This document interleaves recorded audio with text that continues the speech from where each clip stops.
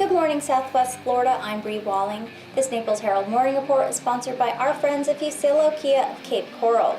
This morning, we'll tell you about the White House greenlighting a project to stop the algae blooms in South Florida, a Stormy Daniels striptease landing her behind bars in Ohio, and more. Today is Friday, July 13th, and this is the Morning Report. Governor Scott tweeted out on Tuesday that the White House Office of Management and Budget has approved the Everglades Agricultural Area Storage Project.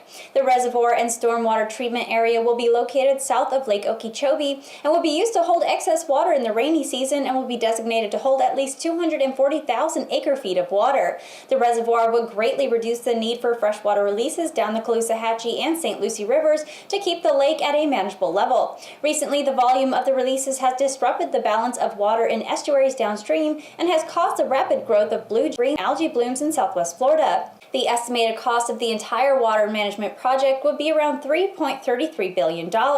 In his tweet, Scott said that the project has been approved and will be transmitted to Congress, but the reservoir will still require approval from legislators. A long-term issue with bipartisan support among Florida's congressional delegation, Senators Marco Rubio and Bill Nelson have been working to build support for the project in the Senate. And Nelson also tweeted his satisfaction with the news on Tuesday afternoon, calling it good news in the fight against algae blooms.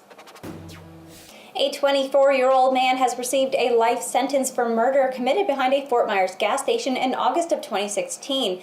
According to the state attorney's office, Devante Harris got into a physical altercation with his victim, 25-year-old Willie Moore Jr., in the hallway of a Fort Myers hotel and pulled a gun. Moore ran from the hotel to a nearby gas station on Cleveland Avenue, where he attempted to take a car from two women in order to flee the gunman. The women fought Moore off and called law enforcement to report an attempted carjacking. The victim then fled on foot to behind the gas station, where Harris found Moore and shot him to death. Harris fled the scene but was apprehended 2 days later. The defendant was sentenced to life in prison for second-degree murder. He had been out of prison for only 5 months before committing the murder, having served just over 4 years in prison for a burglary conviction.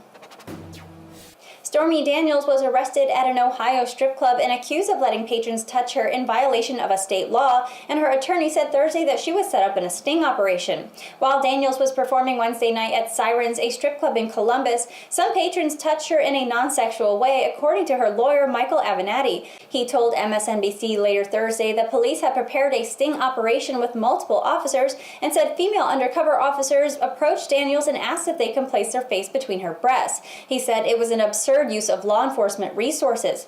An Ohio law known as the Community Defense Act prohibits anyone who isn't a family member to touch a nude or semi-nude dancer. She was released on bail before 6 a.m. Thursday after posting a $6,000 bail. Mr. Avenatti had earlier called the arrest a setup and politically motivated and said that a not guilty plea to all counts would be entered on his client's behalf so she wouldn't have to make a court appearance today. But less than 24 hours after the arrest, all charges had been dropped.